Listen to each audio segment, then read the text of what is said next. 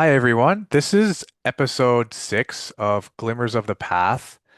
I'm here with Deanna, Hi, Danny. Hi, everybody.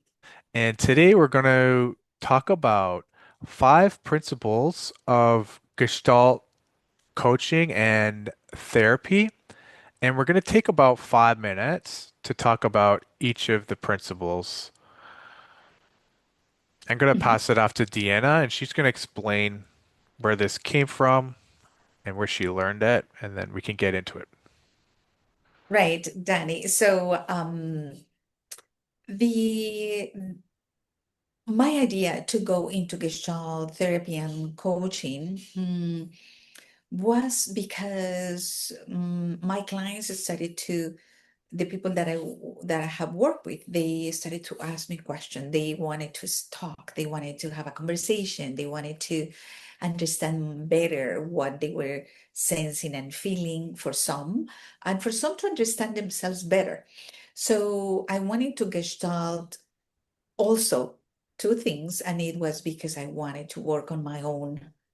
I was in the very, very need and the agency to work in my own understanding, my own confusion, my own, feeling lost many times. So it was a part of that as well.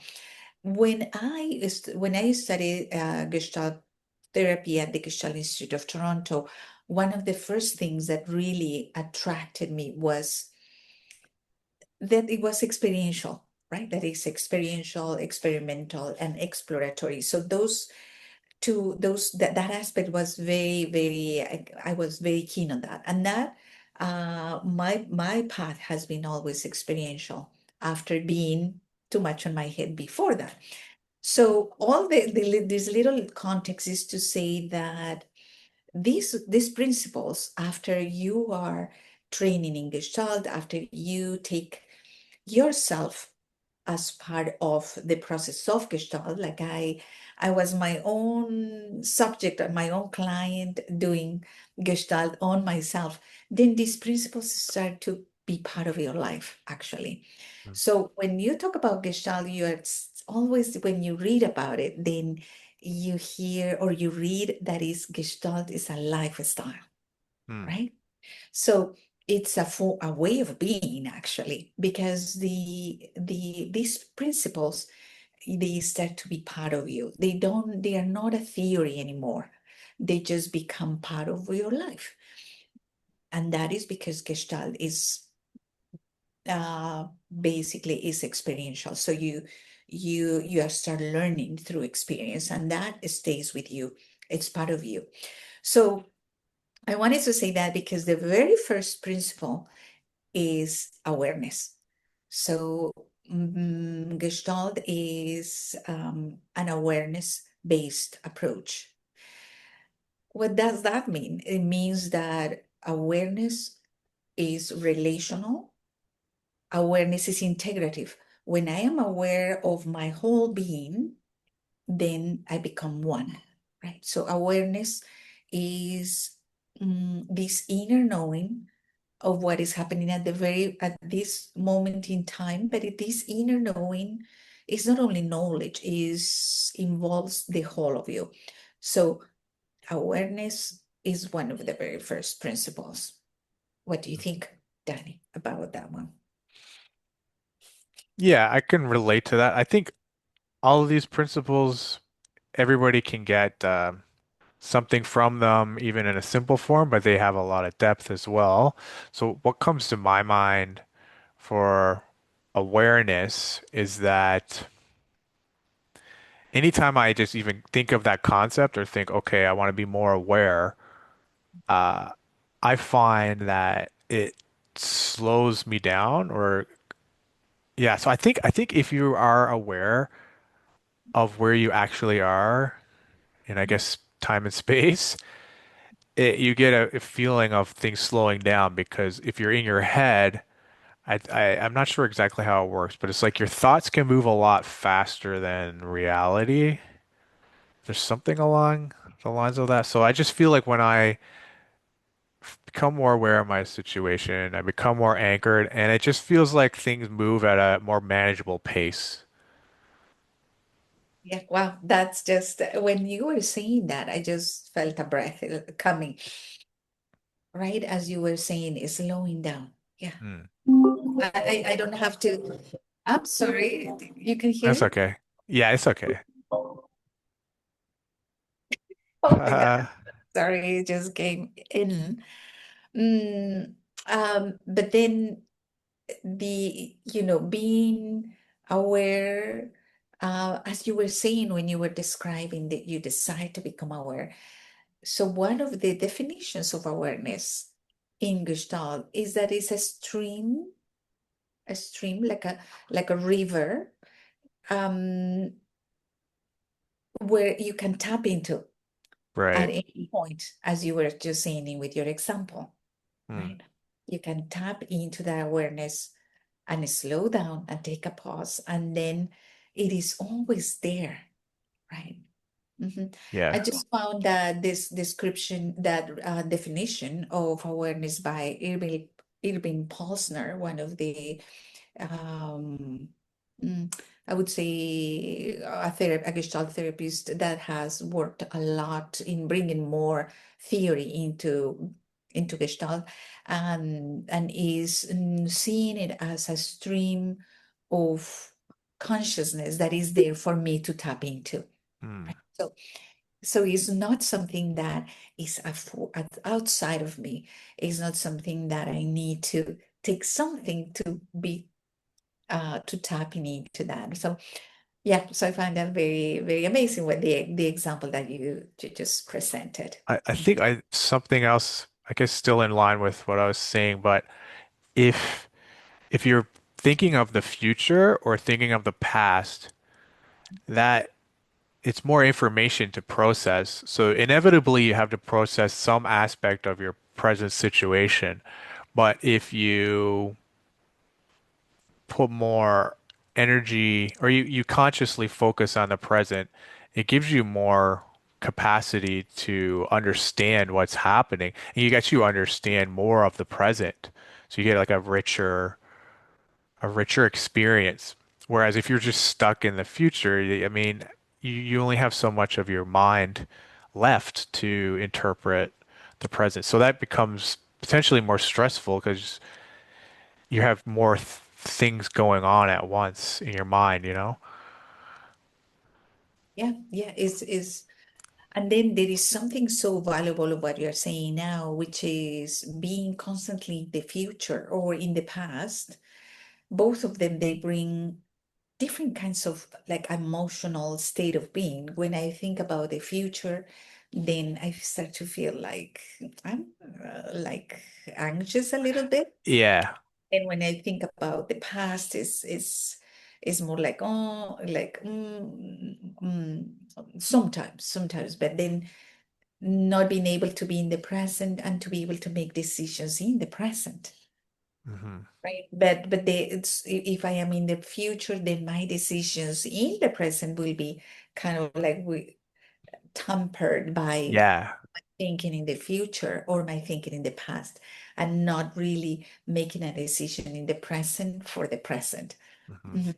And I Yeah. guess as we've spoke of in other episodes, there are ways people can become more present, just even just f focus on your breath, or just think about like sometimes, like you've told me this, like, like how do your feet feel right now, or like maybe like roll your ankles, like just to get some awareness of more awareness of the present instead of, especially if you're like spiraling because of something you're worried about or something, just seeing, okay, how do my feet feel right now?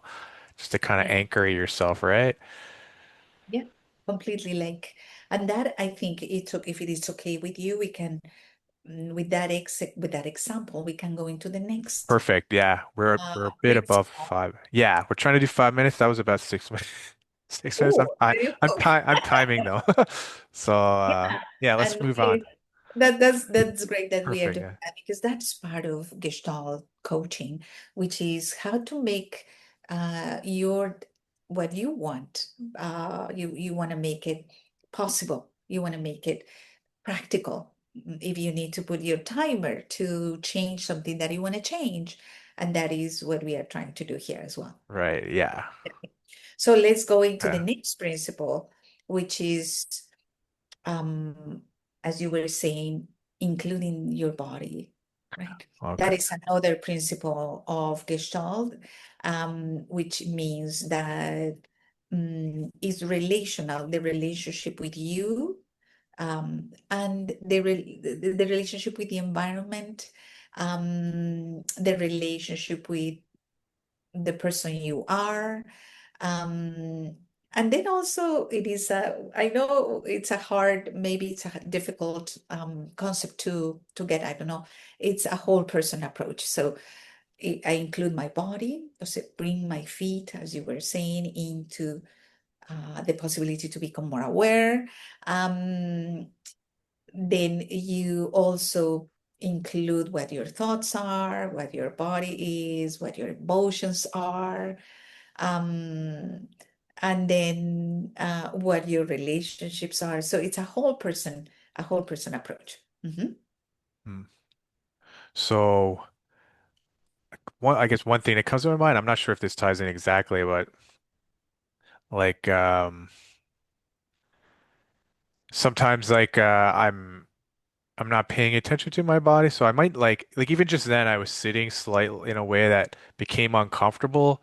I think I sat there for a little longer than I needed to, but if I was more in tune with my body, I would have changed my position. So even though this is like kind of small and silly, it's just like being aware of your body, and I guess in a particular situation can just make you more comfortable. And just having, yeah, I guess it ties into awareness as well, right? But I'm just thinking right now, like I could probably sit up a little more, more straight, and I'll be more comfortable. And then I suppose that has some influence on the relationship with other people around me. Um, Right. And that is, as you are noticing that you need a change in posture, then your breathing probably is going to be different as well. right. Eh, Yeah. that breath that comes, it will oxygenate your brain more, and then the relationship with the others, wherever you are, at work, at home, then is going to be more authentic for me. That is more you, more who you are. Mhm. Right. Yeah. That makes sense. Mhm. I'm trying to think of what other aspects. I guess, what are some other examples, I suppose, of, I guess, the way you can bring yourself to an experience, Mhm. besides, I guess, your body, maybe paying attention to the other person, or I think that ties into another principle, actually, I guess, of relationship. Is there any other examples for this principle before we move on? For okay, so sometimes, uh, one, of course, one is the body, one is breath, which is the body as well. Then another one is paying attention to your thoughts, Okay. what the thoughts are. What is it that I'm thinking? Oh, am I criticizing myself? Oh, this thought that came is hard on me. It's like, oh, right, the awareness of thinking, the awareness of thought. Oh, my mind is very busy right now. I have one thought after another, for instance. So that could be another whole person approach, which actually this book that I am following the framework of this author, um, he talks it about relationship. Other frameworks in Gestalt, they call them a whole person approach, which is whichever is more it's easier to digest. Mhm. We will take that.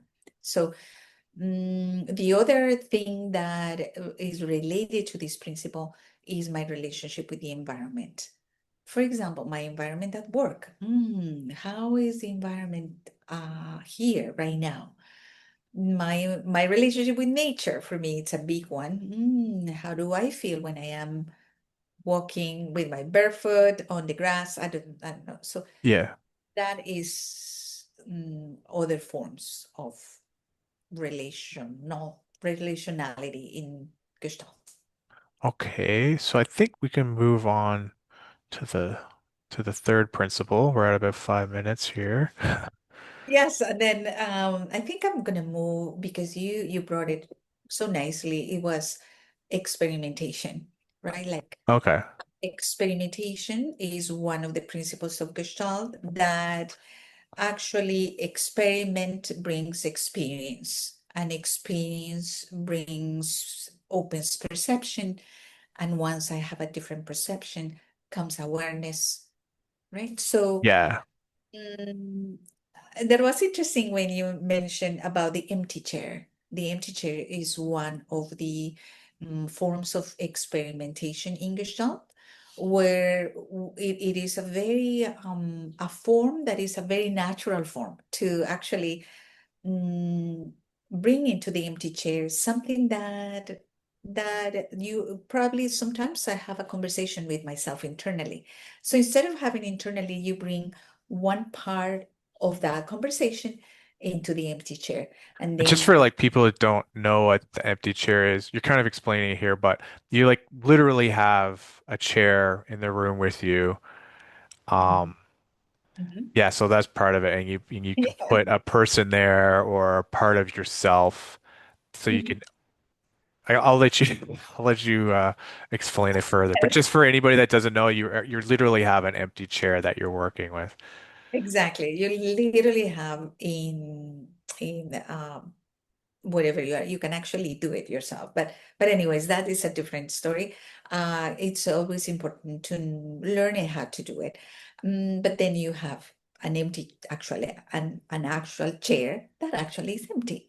Mhm. So it has the possibility for you to put in there a part of you who you would like to have a conversation or take it a little deeper with other possibilities as well. But I would start with just that one. Mhm. Mhm. So experimenting, being able to experiment brings a experience. With experience comes awareness, bigger perception, more choices. And one of my clients said the other day, I have a universe of possibilities now through experimentation. Mhm. Mhm. So I don't know if that one is a little more clear, Danny. Yeah. So I guess it could bring new perspectives. It can be thought of in different ways. It comes to my mind, like us doing this podcast, like I mean, you could research how to do a podcast for 20 years, but until you do the first one, you haven't had the actual experience. And I think we've learned a lot just from the first 5 ones we've done. And just kind of to speak on the empty chair Yeah. as well. Like I've done it with Deanna. Deanna is my Gestalt coach. And I think it does bring on a lot of perspective. For instance, you could have a person, you can imagine that someone is in the chair that maybe you have some kind of issue with. So I don't know, someone you have a relationship with, family member or friend or whoever, and just talking to them and then taking on their perspective, like saying, okay, well, what do you th think their response would be to that? And then just kind of saying yourself what you think they might say. It just brings like understanding, I think. And then you can think about how that person may not have the intentions that you thought they did, but without doing that experiment and going through the experience of pretending that they're literally there and saying what you want to them and kind of imagining what they would say back. Without that experience, uh, your thoughts don't have a chance to change. Yeah, yeah, that's incredible, huh? Right? It is the the possibility to gain a bigger perspective. And you know why, Danny? Because Gestalt believes that in Gestalt we believe that you have the answers inside of you. I don't have the answers because I don't Right. know the person. I don't know what's happening between the two of you. I am just someone just walking side by side with you. But and then you have the answers. It's trusting in that 100% potential that you have. So Mhm. that is one of the principles of Gestalt. Like you know what you have the answers, but you know what you need, you know what you want. It's just giving the space for you to find that out, right? To discover also that. Mhm. Mhm. And that is with when you are sharing that experience with the empty chair, is knowing that you know. Yeah, exactly. Yeah, it comes from yourself, but it's a different perspective or using a different tool to look at the situation and getting some guidance from you. But I agree that the information is in when I've done it, the information is coming from within inside myself with some guidance from you. But it's pretty amazing, yeah, that the answers are just inside inside you, and you just kind of get access to them, I suppose, in a way you didn't think about. Right. And then I feel that the when you tap into your own wisdom in the answers, right? It's part of that is the container, right? That we create in the sense that I am a witness of your process. Like you Oh, are not okay. Mm, right. Witnessing is also part of Gestalt. But I'm not a witness in the sense that I know what you need to do or I know where you what to say. Is a witness, it's a relationship that is actually horizontal, right? We are equals. It's not a relationship that is vertical, right? I know more than you. right. So, and that is another principle of Gestalt. Mhm. That is relational. It's not we don't do counseling, we don't do tell you what to do. Mhm. Okay. So maybe we can ex should we move on to relational or which Or, should we well, that focus was on? also It's in here, there, there too. right? Yes, it was also in the relational.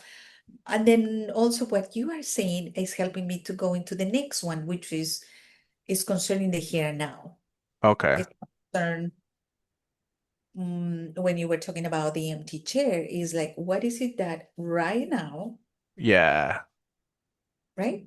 In the here and Yeah. now, not in what maybe, what it Right. should be, or it has been. Oh, it has been that, it should be this, right? So it's concerned in right now, here and now. Yeah. I find it to be counterintuitive, but it is once you learn it a bit, it fully makes sense.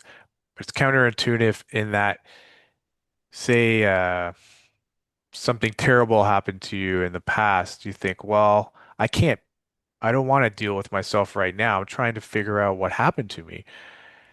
But you can't make progress by going into the past. You can only change yourself right here and right now. And likewise with the future, like, oh, I have this emergency that's coming up. I need to deal with that. I need to deal with the future. That's how I think a lot of people think. That's how I would normally think. But yeah, it's just a new perspective on how to interpret situations. And as with all of these principles, it's like a new way to understand yourself that you can use in everyday life. Um, Yeah, yeah, completely. And mm, you mentioned something that is I don't know how many principles we are now that is, uh, but there are so many little things that tie it all together. That is what I feel yeah, is the paradoxical theory of change. The paradoxical theory of change is about mm, knowing that change is constant, is always happening, and then I can only make changes in the present about the past, about the future, and also that the future will be based on what you do in the present. Mhm. what we do in the present will determine our future. Right. Yeah, so a lot of this goes back to being to the to the present. Maybe that's like kind of an overarching aspect of Gestalt. Like that's something it again for me it's not that intuitive, but once you really think about it, it makes sense because you can't change the future, but you can because it hasn't happened yet, but you can change yourself now, which will have a lasting impact on who you are tomorrow, the next day, 5 years from now. Right? Right. And I don't know how we're doing with time, Danny. Um, I mean, I guess we can even start wrapping up. Okay, so I'm We, gonna do one last yeah. one, Okay. which I think it's important if you don't mind, and is that Gestalt is concerned about the way we do things. Mhm. Not the way we are not concerned about talking about the things, but how, as we talk about something, is how do we do it? Mhm. The Right. way experience, the way we think about things, and the way we do things, right? So when we are in Gestalt, then we are, let's say the empty chair, you were bringing that example, and then I pay attention to the way, more than the content of, but more the way in which you do things, in which I do things, oh, in which I think, oh, I am thinking this way, in more than judging, oh no, this is what I'm doing, oh no, this is terrible, or it's not judgment of what you are doing, thinking, experiencing. Mhm. So would you say that kind of ties into maybe like giving yourself a choice? Like once you pay attention, maybe you'll say, well, maybe I don't need to think this way. Instead of just thinking, I suppose, and doing what you've always done, but once you think, okay, well, how am I thinking in this situation? Now that kind of introduces the concept of, well, there's other ways to think. So maybe I'll choose a different way to think today, you know? That's beautiful because choice is what we sometimes we don't see many times. Right. Right? I am anxious. I don't have another choice. I'm depressed. I don't have another choice. Well, let's talk about I am in a low mood. Probably Yeah. this is not what this is the only thing that I see. So what you are seeing now is basically the purpose of Gestalt, choice. Right. Yeah. Yeah, it's pretty powerful. Yeah, you have a choice, I suppose, in most situations.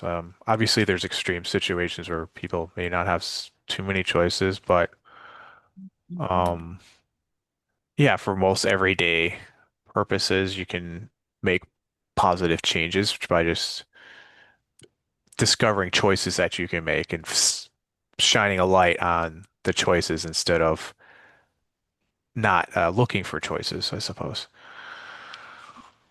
Yes, and then choosing, like having different perceptions, right? Like the perception changes, then you have more choices, right? Then the possibility to choose, yeah, it comes after, yeah, and action, right? Action, and then finally sustainable change. So it is all tied.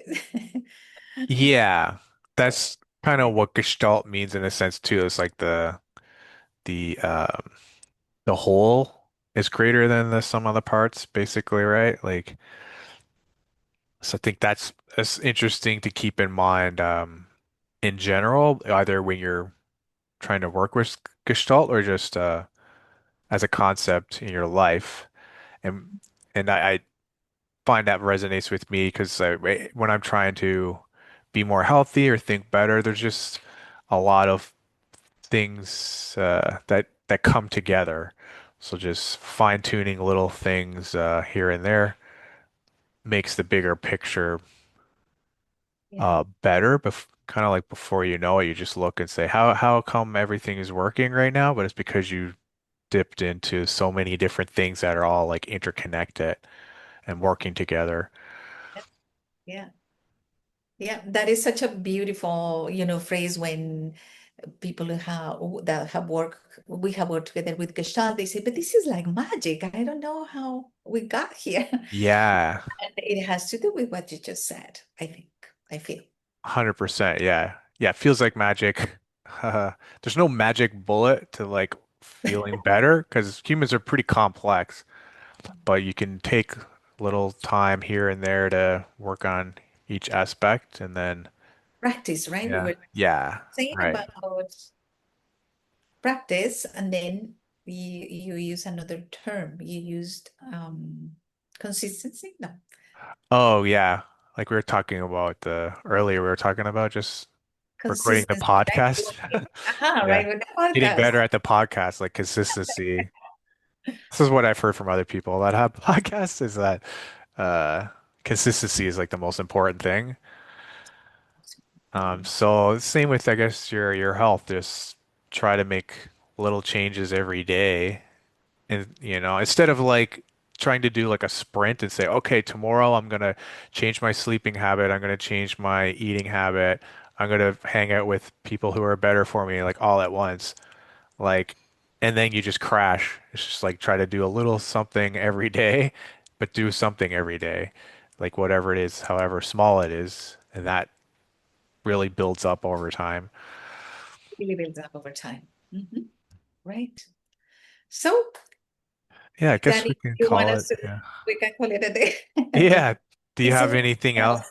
Uh, that stays there, Danny? uh, I don't know if um wonder if there's something we can leave people with, like maybe something they can experiment with. Maybe What would it maybe to be? get like to try to get a different perspective on their life or situation. So I don't know if there's something from Gestalt that's kind of simple. Mhm. Um, Something that is simple to experiment, let's say this yeah, way. exactly. Yeah. You know, this is the thing about experiments, though. Experimentation comes from you finding what you need, right? What you Fair enough. Yeah. It's not uh, one size fits all. yeah, I, and also I, it's horizontal, right? So you choose what feels right for you at this moment to experiment with. So maybe that could be the experiment, right. So just that find, you find something yeah, mhm, just that is find, feeling right. okay. Please That go ahead. makes, oh, I keep cutting you off. I'm trying to say, trying to Okay, say what you you're have saying. the idea. Yeah, maybe, yeah, just kind of keep an eye out for for something that might spark interest in yourself to experiment if you feel like you need some, to make your life a bit better. Just uh, think of something and give it a shot, and don't put too much pressure on yourself, and be proud of like any like small change that may happen. And Right. yeah. So what about if we choose an experiment for ourselves Okay. as an example to everybody who is listening to us? Hmm.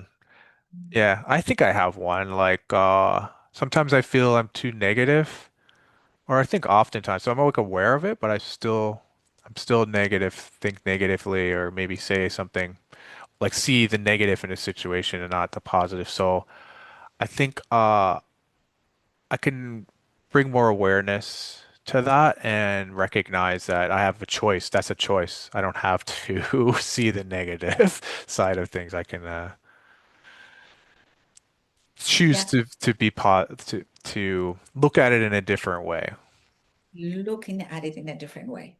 Yeah, Mhm. that's what I'm going to Yeah. work on. And as you say that, I see it that is not only here, like I had a vision, like I'm seeing something only here, but then now your experiment is I had that Right. image that you were gonna Yeah, go like this, not exactly. here, but then here. Mhm. Yeah, yeah, not have a narrow like basically widen my view of the situation. Can you share with us how would you do that? Um, a lot of times I think I know that I'm being negative and it doesn't feel right inside me. Maybe people listening can relate to this. Like say you, uh, I don't know, like say you say something negative about someone else. Usually if I do that, I don't feel good doing it. So there's my body is giving me signals that it's Signals. like that it's like not good, not good. You know what I mean? So if I paid attention to those signals, even, you know what I mean, that should be like, okay, I don't even feel good saying this, so why am I saying it or thinking it? So just taking that as an opportunity to check in with myself. But I think it's probably easier said than done though, but And then you putting have in the the effort. which is the signals of your body, right? Yeah, yeah. Yeah. I actually something else just popped into my mind too is gratitude practice. So that might help shift my mind because as I'm talking about it, uh, I usually catch myself when I'm already doing it. But I think focusing on being grateful is a good way to shift your mind and shift your perspective so that you don't fall into the trap of being negative so easily. So that could be something, a tool I could use to help prime my brain to be in a more positive space because I'm thinking about the things that I should be happy at having, grateful for, and then consciously doing that would help, I think, subside some of the habitual negative thinking. Right. How does that sound? That experiment for this week? Yeah. So I kind of expanded it quite a bit, but I think Yeah, there is a lot of trying, elements there, uh, yeah, which is amazing. It shows, for me, it's a whole holistic. I think I'll just pay attention, catch myself, but then I'm going to use some gratitude practice to try to prime myself to have a positive outlook before I even get to the point of then saying or thinking things negatively. So it's kind of like twofold. So paying attention when I do catch myself, I'll just try to like stop, but also I'll prime myself with some gratitude practice. Right. How Right. about yourself? Is there something you Oh yeah, yeah. I'm thinking about an experiment that I want to do this week. And something is coming to me. And then when something stressful comes, I have like a tunnel vision. hmm It goes like this. Uh, so my vision, it gets really limited. Mhm. Right. So my experiment, I think what I want to do for myself is to notice what is it that brings this tunnel vision Mm. before. What is it? I'm going to experiment with the possibility to uh, pay more attention to when I start feeling this Yeah. gets to here.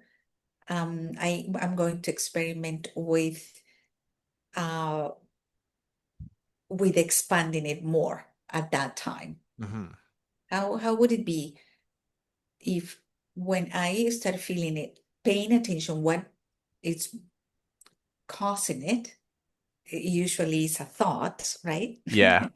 Usually it's a thought, and then expanding then come let it expand it again. Right. Experiment Yeah. that.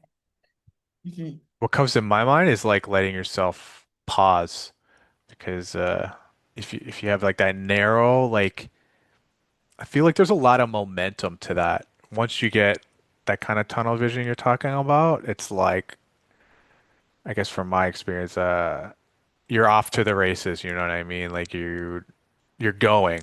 But if again, this is easier said than done too, but if you can maybe pause for a second and then, like you said, think about what caused it. I think eventually you'll get some traction and start to change the circuitry in your brain, I think.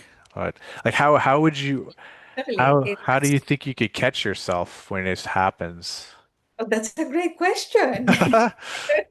When it happens, one of my bigger resources is my body and my sensation, the same as I noticed for you. So it would be immediately I can feel something in my belly that starts to, like me, is my belly starts to go a little tighter, or like butterflies Right, there, okay. a sense of, right? And that is part of Gestalt. Another principle is phenomenology, not judging what is it that you are feeling, just paying attention. Oh, it's like this, it's a butterfly, it's moving, right? Right. Instead of putting a negative, the tendency is to put a negative level to that. Yeah, yeah. Phenomenology helps you to stay with what is present. Hmm. The butterfly in the stomach, the sensation. And then from there, I will go into, oh, paying attention to my thoughts immediately, and then experimenting with keeping it open, open. Mhm. Yeah. Very much, I think we are similar in our experiments. Right. Yeah, yeah. Mhm. Yeah. Right. And then Uh, gratitude, it's a big one for me. It, yeah, I've it, done it in the past and it has helped me, but I guess I just kind of fall off from doing. I probably won't experiment with this week, but something that comes to my mind too is the power of like taking like a record of how you feel. Like, so maybe we can experiment ourselves with this. I have to do it at some point, but like say you're talking about how you feeling in your stomach, like if you were to check in with yourself throughout the day and maybe write something down, maybe that would be a way to kind of catch it before it kind of goes too far. So if you say, exactly. "Oh, actually, I can feel it a little bit right now," you know? And then also by writing it down, registering that, then you are anchoring more the idea of following my body, which is one of the principles, right? Like I'm not only my thoughts, so you are giving importance to what your body feels. Right. And Yeah. registering. So it's like it becomes your resource after a while of how are you feeling? What is okay? Something is stressful, a decision you need to make. Okay, what is my body saying? What I am doing? Even if I am at work, I need to go into this meeting and I need to make a decision now. So, okay, return using my Yeah. brain, using my body, using the whole of you before opening perspective, awareness, Hmm. possibilities, choice. Right. That's interesting. Yeah.